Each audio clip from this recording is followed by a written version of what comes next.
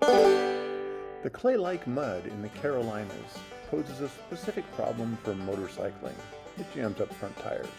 Now, my buddy Brian watched some YouTube videos and came up with a pretty good solution for building a fender riser, and it works pretty good. The fender rises up, and with a little bit of red paint, looks pretty sharp.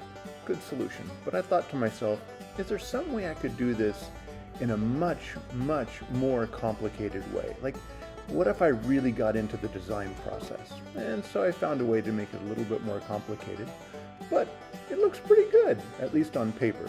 So I went over to the hardware store and found the metric nuts buried deep in the back. Yes, in fact, in the US, we do have metric nuts. You just have to go look for them a little bit more carefully.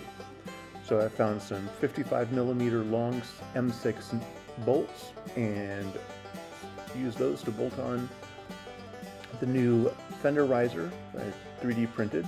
The 3D print looks pretty good. Now, if you want to print your own, you can head over to printables.com where I've uploaded the file. And if you want to get your own bolts, head over to Town & Country Hardware in Cary, North Carolina, and you can get yourself some bolts. And maybe your bike will look just as cool as mine with that little 3D printed thing. Now remember, if you can't make a mess, make something interesting.